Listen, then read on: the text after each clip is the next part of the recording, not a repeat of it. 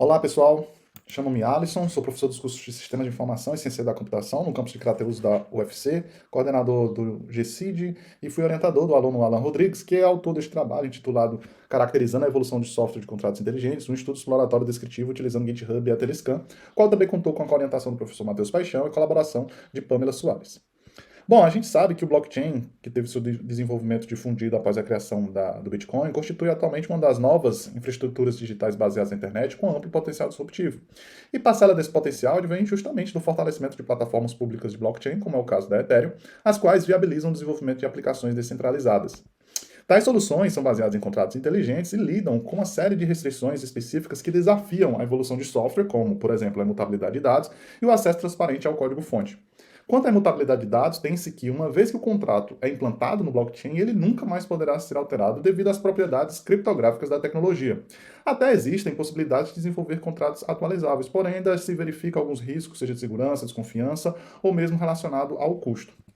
Quanto à transparência dos dados, existem atualmente ferramentas denominadas Block Explorers, as quais provêm acesso a uma vasta quantidade de informações sobre os contratos deployados. Um exemplo é o Etherscan, o qual informa inclusive o código-fonte do contrato disponível na Ethereum. Nesse sentido, a gente também presencia atualmente uma ampla adesão ao desenvolvimento open source de contratos inteligentes, como é o caso do Binance USD, o qual conta atualmente com um market cap aí de aproximadamente 13 bilhões e tem o seu repositório aberto e disponível no GitHub.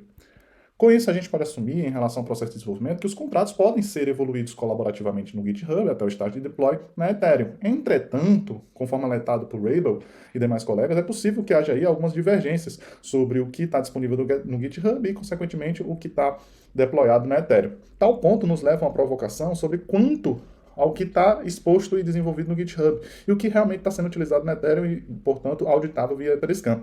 A pertinência dessa questão se justifica tendo em vista as particularidades envolvidas no processo de evolução, como eu mencionei anteriormente. A partir dessa contextualização, a gente já verificou que existem diferentes trabalhos bastante interessantes, os quais focam aí nessa questão da manutenção e desenvolvimento de contratos inteligentes. Porém, nenhum deles tem como objetivo principal explorar essa relação entre a similaridade do que está exposto no Etherscan e o que foi desenvolvido de forma open source no GitHub à luz da evolução de software. Com isso, a gente chega à questão de pesquisa que norteou o presente trabalho, ou seja, como ocorre o processo de evolução de software em contratos inteligentes a partir da relação entre repositórios de código-fonte disponíveis no GitHub e, por sua vez, também disponíveis no Etherscan.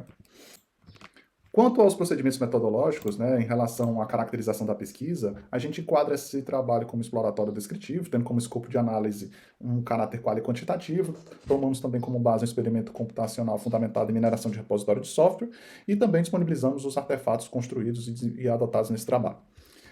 Conforme a gente pode ver também nessa figura, o presente trabalho adotou um plano metodológico baseado em 4 etapas principais. Inicialmente, a gente realizou uma análise no Etherscan para a identificação dos contratos inteligentes do tipo ERC20 aptos a serem investigados. Porém, tendo em vista aí as limitações de tempo e processamento, a gente estabeleceu uma amostra de 30 contratos oriundos da lista ERC20 Top Tokens do próprio Etherscan, ou seja, aquela lista com projetos de maior valor de mercado no dia da seleção.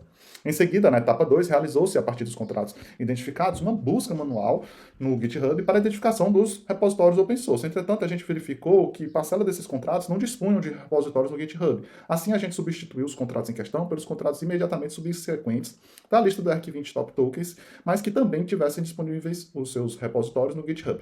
A etapa 3, por sua vez, objetivou concretizar a mineração dos dados. E assim a gente teve a coleta dos códigos-fontes dos contratos inteligentes de forma manual no Etherscan e também a coleta dos dados de evolução dos repositórios no GitHub através da API REST. A etapa 4, de cunho analítica, teve o objetivo de desenvolver e aplicar um método experimental para, de fato, comparar a similaridade da versão do contrato inteligente disponível no Etherscan com a versão do referido contrato disponível e evoluído no GitHub.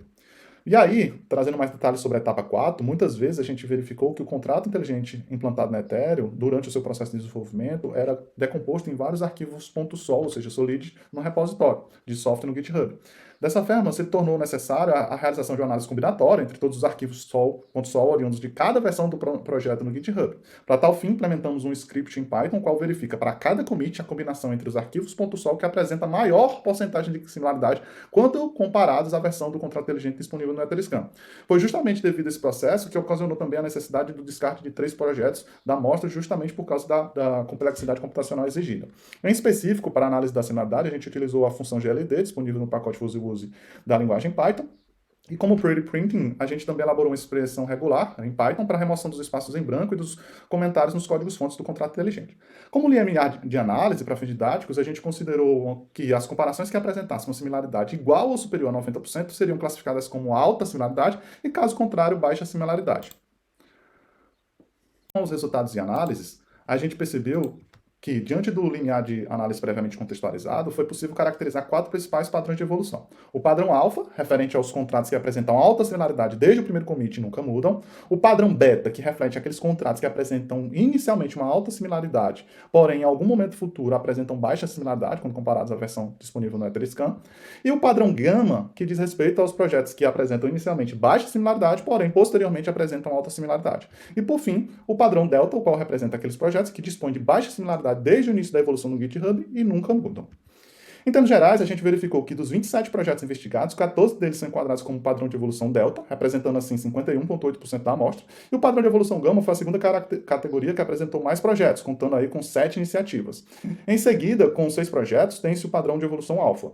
A gente percebeu também que nenhum projeto investigado foi classificado como pertencente ao padrão de evolução beta.